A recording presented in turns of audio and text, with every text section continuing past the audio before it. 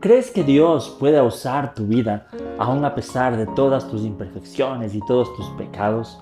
Te invito a mirar este primer mensaje de una serie de mensajes sobre el Evangelio de Mateo. Veamos lo que Dios tiene que decir. Quienes creemos en la soberanía de Dios, esto es, que Dios tiene el control de todo lo que sucede en el universo, creemos que Dios no hace las cosas desorganizadamente, sino que Él tiene un plan y un propósito para cada cosa que sucede. Por otro lado, también confiamos en que las cosas que Dios ha dicho que va a hacer, entre estas cosas, las promesas que Dios ha hecho, algún día se cumplirán. Pero es fácil creer esto de manera intelectual. Lo difícil es creerlo y experimentarlo así cuando las cosas en el mundo van mal. Cuando vemos que estamos en un mundo en donde las cosas van de mal en peor. También es difícil creer esto cuando en nuestras vidas las cosas van mal. Nos preguntamos, ¿cómo y cuándo Dios cumplirá sus promesas con nosotros? Incluso sabemos que Dios nos ha prometido a nosotros ser parte de su plan y nos ha prometido usar nuestras vidas para que sus propósitos se realicen.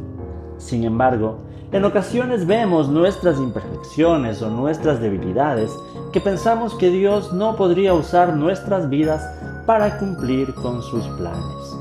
Pero hoy vamos a estudiar un texto bíblico que nos muestra cómo Dios siempre cumple sus promesas y sus propósitos y lo hace incluso por medio de seres humanos imperfectos, porque Dios tiene el control de la historia de la humanidad. El texto que leeremos hoy es Mateo 1, desde el 1 hasta el 17. Esta es la genealogía de Jesús. No vamos a leer todo este texto para no alargar mucho el video, pero ustedes pueden chequearlo y revisarlo en su casa.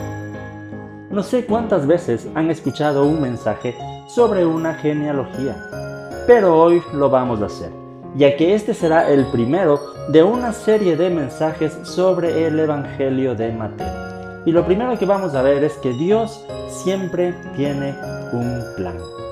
Desde el momento mismo en el que Dios creó el mundo, y en especial al ser humano, Dios lo hizo con el propósito de tener una relación personal con Él. Y Dios nos creó para Él. Dice Romanos 11, el versículo 36, porque todas las cosas proceden de Él y existen por Él y para Él. A Él sea la gloria por siempre.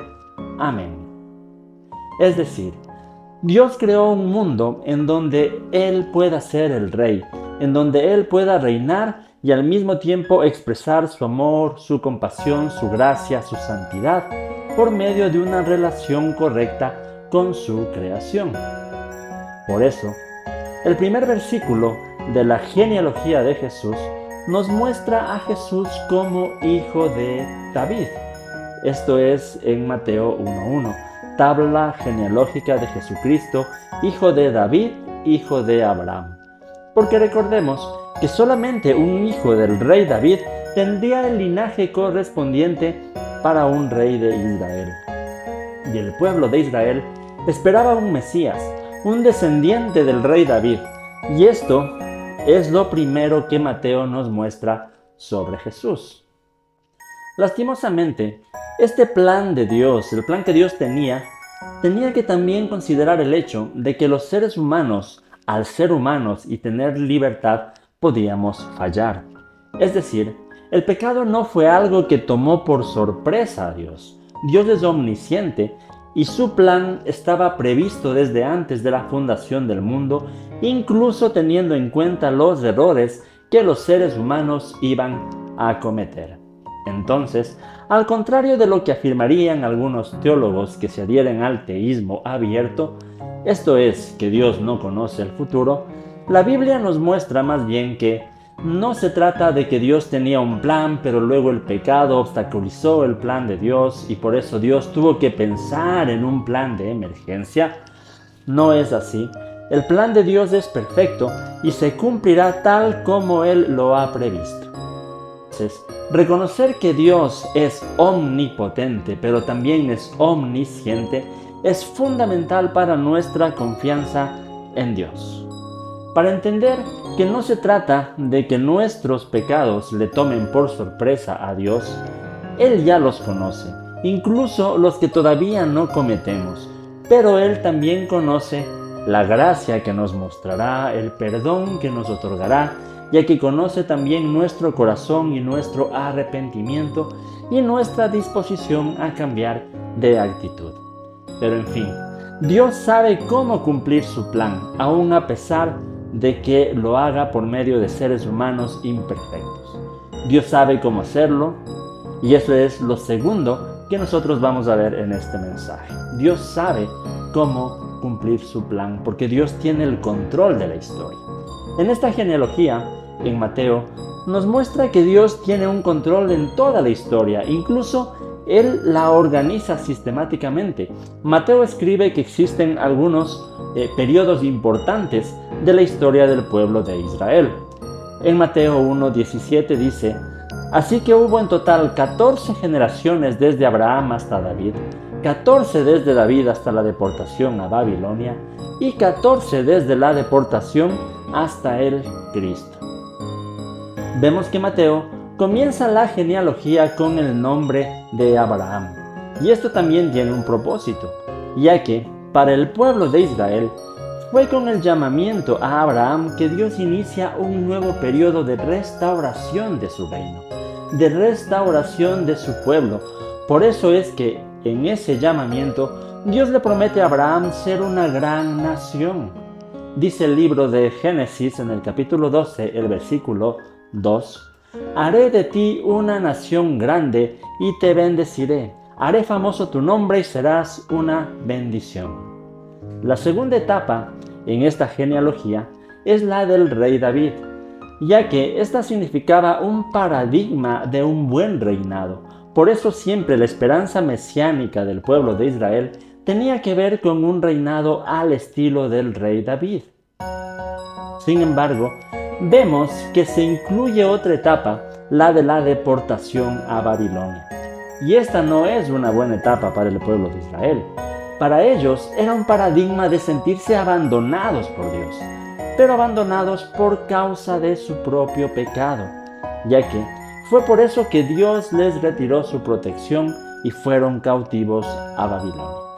Esta es otra muestra de que Dios tenía su plan aún teniendo en cuenta la imperfección del ser humano.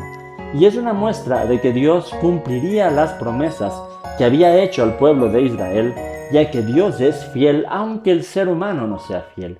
Y por eso es que la última etapa que nos presenta la genealogía es la de Cristo, ya que es en Jesús que Dios cumple sus promesas. Es en Jesús que Dios restaura al ser humano, es en Jesús que Dios nos ofrece su perdón por medio de su sacrificio en la cruz. Es en Jesús que Dios restaura su reino, llamando a un pueblo para sí mismo, y ese pueblo es la iglesia. Ahora, algo muy interesante de esta genealogía es que nos muestra que Dios cumple su plan y sus promesas por medio de seres humanos. Cada nombre de esta genealogía es un ser humano imperfecto, como usted y como yo. Sin embargo, sobresalen en este pasaje 5 nombres de mujeres que fueron parte del linaje de Jesús. Eso es extraño, ya que según la cultura de aquel tiempo, una mujer no era mencionada en una genealogía. Y por otro lado, estos nombres en especial no son necesariamente de mujeres de las que un judío del primer siglo se hubiera sentido orgulloso de ser descendiente. El primer nombre es Tamar, nuera de Jacob, quien en algún momento se hizo pasar por una prostituta para tener descendencia de Jacob. Más allá de las intenciones que haya tenido, actuó con engaño y cometió adulterio. También tenemos a Rahab, quien el texto bíblico nos cuenta que fue una prostituta en Jericó, es decir, que aparte de prostituta ni siquiera era parte del pueblo de Israel. También cabe recalcar esto, ya que Un judío, al presentar su genealogía, hubiera querido obviamente que se mostrara que su sangre es 100% israelita.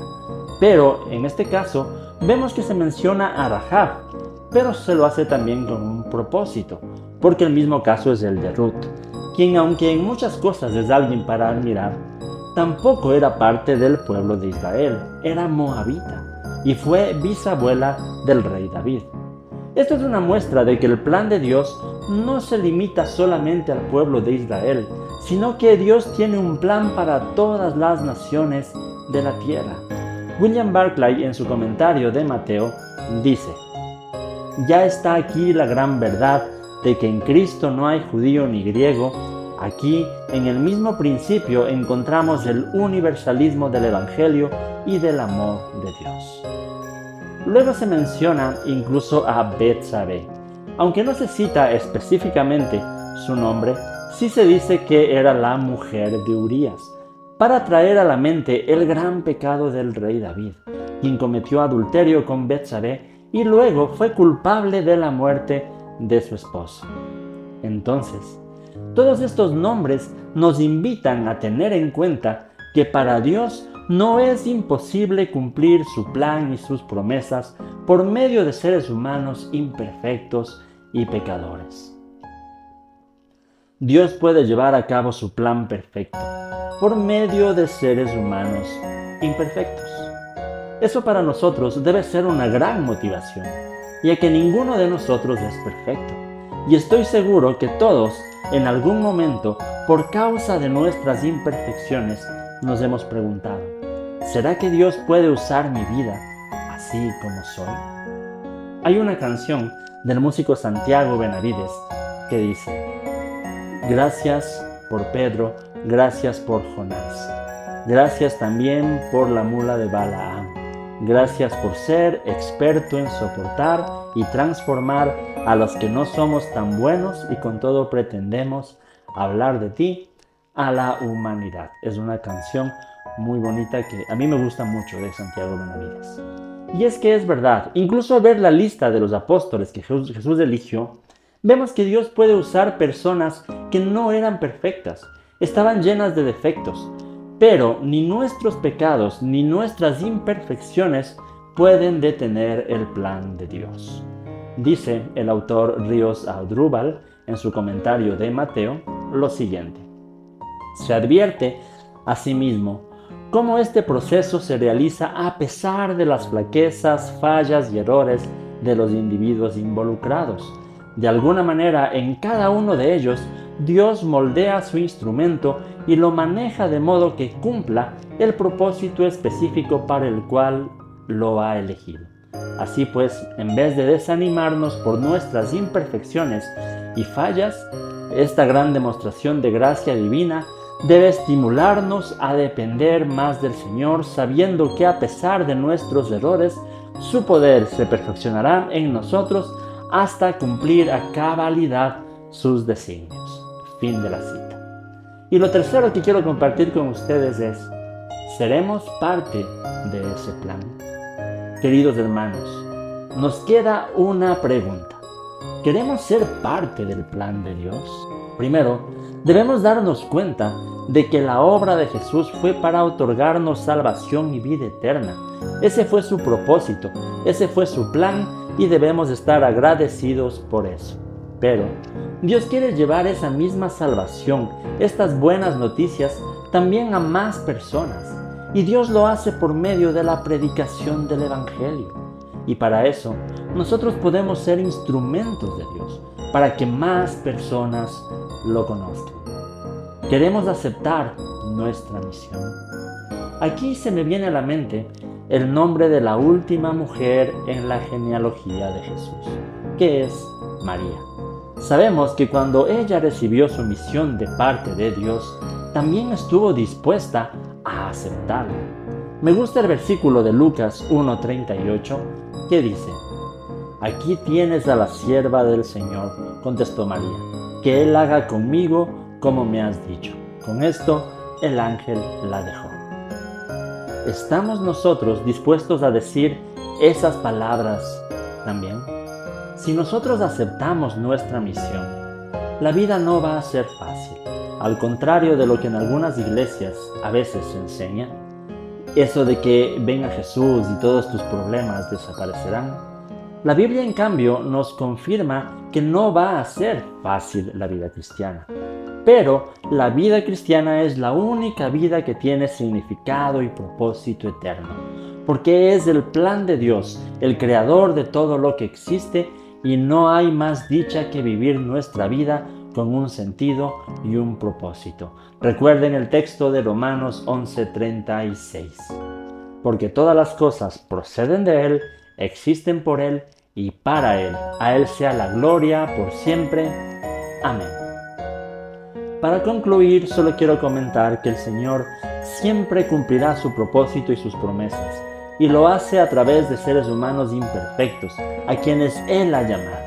Nuestra responsabilidad radica en estar dispuestos a permitirle actuar en nuestras vidas.